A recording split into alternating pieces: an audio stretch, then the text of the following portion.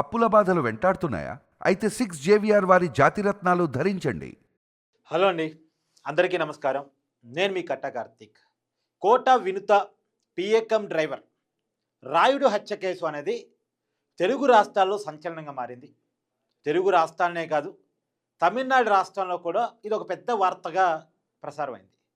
కారణం ఏంటంటే, ఈ రాయుడు మృతదేహం అనేది చెన్నైకి సంబంధించినటువంటి ఒక నది సమీపంలో దొరకటం, తమిళనాడు పోలీసులకి అది దొరకటం, తమిళనాడు పోలీసులే కేసు ఎంక్వైరీ చేయటం వల్ల ఇది తమిళనాడులో కూడా న్యూస్గా మారింది. ఏమై ఉంటుంది, ఏం జరుగుంటుంది, ఎందుకు చంపుంటారు అనేది. హత్య అనేది చాలా క్లారిటీ ముందు రోజే వచ్చేసింది. ముందుగా ఆత్మహత్య అనుకున్నప్పటికీ కూడా శరీరం మీద గాయాలు, పోస్ట్మార్టం రిపోర్టు, తర్వాత సీసీ కెమెరాల్లో ఏ వెహికల్స్లో ఇతను తీసుకొచ్చారు అన్నది ఐడెంటిఫికేషన్ అయిన తర్వాత ఇది హత్య అని చెప్పి నిర్ధారణకి తమిళనాడు పోలీసులు చాలా ఈజీగానే వచ్చేశారు. తర్వాత ఆ వెహికల్స్ ఎవరి అని ఎంక్వైరీ చేస్తే అది కోట వినుత ఆమె భర్తవి అని తెలవటం ఫలితంగా వీళ్ళ మీద ఎఫ్ఐఆర్ నమోదు చేశారు. వీళ్ళు ప్రస్తుతం శ్రీకాళహస్తి జనసేన ఇన్ఛార్జిగా ఉన్నారు. ఆమెని పార్టీ సస్పెండ్ చేసింది. అయితే ఈ హత్యకు గల కారణాలు ఏంటి అన్న దాని మీద రకరకాల స్టోరీలు ప్రచారం అయ్యాయి.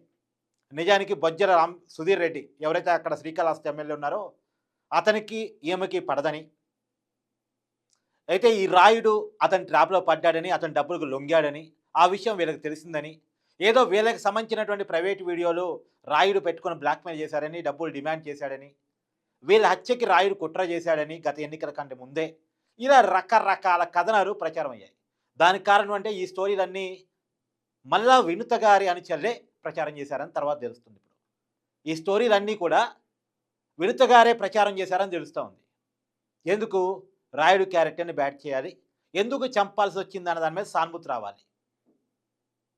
ఇది చాలా ప్లాంట్గా చేసినటువంటి ఈమెకి ఎమ్మెల్యేకి కొంత గ్యాప్ ఉందంట. జనసేనలో 2 వర్గాలు ఉన్నాయంట. ఒకటి ఎమ్మెల్యేకి అనుకూలమైన వర్గం, అంటే టీడీపీ ఎమ్మెల్యే, యాక్చువల్గా కూటమిగా గెలిచాడు. టీడీపీ ఎమ్మెల్యేకి కొంత అనుకూలంగా ఉండే జనసేన వర్గం, ఎమ్మెల్యేకి వ్యతిరేకంగా ఉన్నటువంటి వినుత. ఈ మధ్యకాలంలో చాలా క్లియర్గా మనకు అర్థమవుతుందంటే 2 నెలల క్రితం ఎమ్మెల్యే మీద, టీడీపీ మీద కొన్ని ఆరోపణలు వినుత గారు చేశారు. ఏదో సొంత మా కార్యకర్తలని పట్టించుకోవట్లేదని, కొట్టిస్తున్నారని, కేసులు పెడుతున్నారని, ఎమ్మెల్యే సరిగా పనిచేయట్లేదని ఏదో రకరకాల ఆరోపణలు చేశారు.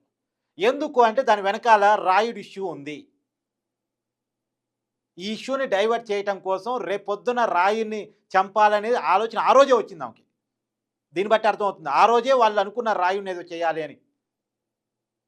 కాకపోతే అది ఎందుకు చేశారు అంటే ఎమ్మెల్యే మీదకి నెట్టేయాలి అనే ఆలోచన ఆ రోజే వచ్చింది అనేది తర్వాత ఇప్పుడే అర్థమవుతోంది. నిజానికి ఇప్పుడు బయటకు వస్తున్నట్టు సమాచారం దీనికి రాజకీయాలకి ఏ సంబంధం లేదు. ఇది పూర్తిగా వ్యక్తిగత అంశాల ఆధారంగా జరిగినటువంటి హత్య. ఇప్పుడు తమిళనాడు పోలీసులు వచ్చినటువంటి ప్రాథమిక నిర్ధారణ మేరకు, ఇదేమీ అఫీషియల్ తీర్పు కాదు కానీ తమిళనాడు పోలీసులు, తమిళనాడు మీడియా ప్రచారం చేసిన కథనాల మేరకు, తమిళనాడు పోలీసుల ప్రాథమిక నిర్ధారణ మేరకు ఈ రాయుడికి వినుత గారికి మధ్య ఏదో వివాహేతర సంబంధం ఉందని, ఆ విషయం భర్తకు తెలిసిందని, భర్త ఇద్దరిని మందలించాడని, రాయుడిని పనిలో నుంచి తీసేశాడని. అయితే రాయుడు ఈ మధ్యకాలంలో ఒక టాటూ వేయించుకున్నాడు. అంటే జై జనసేనతో పాటు ఈమె పేరును కూడా టాటూ వేయించుకున్నాడు. సో ఇతను పనిలోని తీసేసినా సరే ఈ విషయం బయటికి పొక్కే అవకాశం ఉంది.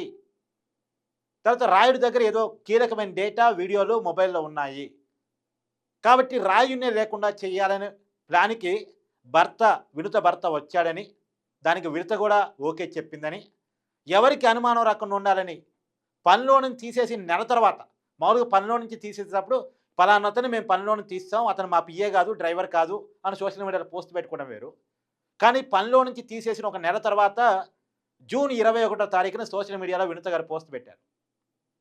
ఏమని, ఈ రాయుడిని నేను పనిలో నుంచి తీస్తాం, ఇతనికి మాకు ఎటువంటి సంబంధం లేదు అనేది జూన్ 21వ తారీఖున మా సోషల్ మీడియాలో పోస్ట్ పెట్టారట.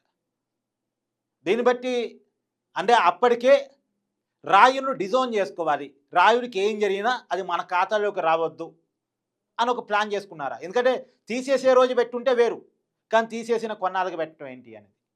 తర్వాత రాయుడిని ఈ మధ్య కాలంలోనే ఒక గెస్ట్ హౌస్లో బంధించేసి చిత్రహింసలు పెట్టి, అంటే చంపుదామని ఇంటెన్షన్ ఉందా లేదా అనేది కానీ ఒక క్లారిటీ లేదు. ఆ కొట్టే క్రమంలో ఎక్కడ తగరరాని చోట దెబ్బ తగిలి చనిపోయాడు అనేటువంటిది.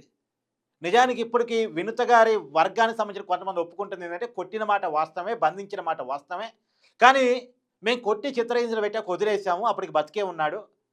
తర్వాత ఎవరైనా చంపి అది వినుత గారి మీద దోసుంటారు అనేది ఒక ఆరోపణ అయినప్పటికీ కూడా ఏ ఏ కాళ్ళైతే చెన్నై నది వరకు తీసుకెళ్ళి అక్కడ పడేశాయో, ఆ కాళ్ళు వీళ్ళకి సంబంధించినవి కాబట్టి ఇంకెవ్వరి మీద అనుమానం పడటానికి లేదు. వీళ్ళే చంపేసి, చంపిన దాన్ని ఒక ఆత్మహత్యగా చిత్రీకరిద్దాం అనుకున్నారు. లేదు కనపడకుండా పోయాడు అన్నదాన్ని చిత్రీకరిద్దాం అనుకున్నారు. మా నుంచి ఉద్యోగం తీసాక ఇక మా మీదకి ఎందుకు వస్తదని అనుకున్నారు. మొత్తానికి చెన్నైకి సంబంధించినటువంటి చెన్నైకి తీసుకెళ్ళి అక్కడ దగ్గరలో ఉన్నటువంటి ఒక నదిలో రాయుడి యొక్క బాడీని పడేశారట. అంటే ఏదేమైనా ఒక ప్లాన్డ్‌గానే చేశారనేదైతే అర్థమవుతుంది. కానీ పోలీసులు చాలా ఈజీగానే పోలీసులు దీన్ని పట్టేసుకున్నారు. అది ఒకటి ఇతని చేతి మీద ఉన్నటువంటి టాటూలు, తర్వాత సీసీ కెమెరా ఫుటేజు, తర్వాత విచారిస్తే తేలినటువంటి అంశాలు. వీటన్నిటి ఆధారంగా హత్య కేసుని చాలా తొందరగానే పోలీసులు ఛేదించారని చెప్పాలి.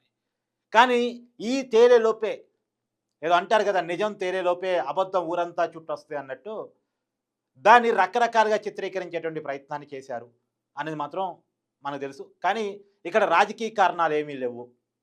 కేవలం వ్యక్తిగత అంశాల ఆధారంగానే హత్య జరిగింది. కాతే హత్యను మనం తీవ్రంగా ఖండించాలి.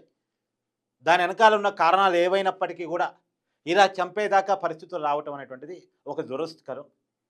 నిజంగా వివాహేతర సంబంధమే నిజమైతే ఆ సంబంధంలో ఇద్దరు తప్పు ఉంటుంది. కానీ ఈ అబ్బాయిని పాపం చంపటం అనేటువంటిది ఒక రకంగా ఆ కుటుంబాన్ని చిత్రం చేయటమే అవుతుంది కాబట్టి దీన్ని మనం ఖచ్చితంగా ఖండించాల్సిన అవసరం ఉంది. కానీ దీని వెనకాల ఉన్నటువంటి కారణాలైతే ఇప్పుడు దాదాపుగా తెలిసిపోయాయి అని చెప్పాలి. ఇప్పటికే వీరిద్దరిని వినుత గారిని, ఆమె భర్తని అరెస్ట్ చేశారు. ప్రస్తుతం రిమాండ్ ఖైదీలుగా ఉన్నారు. ఈ కేసుని తొందరగానే ఛేదించారు కాబట్టి ఈ కేసుకు సంబంధించినటువంటి శిక్షలు మరి పడే అవకాశం ఉందా లేదా, ఏ మేరకు పడతాయి అనేటువంటిది చూడాలి. ఏది ఏమైనా ఒకటి మాత్రం ఈ కేసులో అర్థమవుతుంది ఏంటంటే, సామాన్యులు పెద్దవాళ్ళతో ఏ రకమైన సంబంధాలు పెట్టుకున్నప్పటికీ కూడా ఆ ఇష్యూలో ఏదైనా తేడా వస్తే చనిపోయేది సామాన్యులే. ఆ ఒక్క విషయం మాత్రం అర్థమవుతోంది. 15 సంవత్సరాలుగా చాలా నమ్మకంగా పనిచేశాడట. సరే 15 సంవత్సరాల కాలంలో ఆ కుటుంబంతో ఉన్నటువంటి అవినాభావ సంబంధం, ఆమెతో ఉన్నటువంటి పరిచయము అది కాస్త మరి ఏ రకంగా మారింది అనేది మనం చెప్పడానికి లేదు. కానీ 15 సంవత్సరాలుగా 15 సంవత్సరాలు అంటే చిన్న టైం కాదు, చాలా లాంగ్ పీరియడ్ వాళ్ళతోటి రిలేషన్ మెయింటైన్ చేస్తూ, అంటే వాళ్ళతో కుటుంబాలతో మంచి సంబంధాలు మెయింటైన్ చేస్తూ డ్రైవర్ కమ్ పిఏగా ఉన్నటువంటి వ్యక్తిని ఒక్కసారిగా చంపాల్సి వచ్చింది అంటే ఇది ఒక రకంగా దురదృష్టకరమైనటువంటి సంఘటన అని చెప్పాలి. కానీ ఏదేమైనా రాయుడు చనిపోవటం ఆ కుటుంబానికి ఇతన్ని పెంచి తల్లిదండ్రులు లేరంట, ఒక బామే పెంచి పెద్ద చేసిందంట. మరి ఆ బామెకి సరైన టైంలో చూసుకునేవాడు లేకుండా చేసిన వాళ్ళు అయ్యారు ఈ కుటుంబం.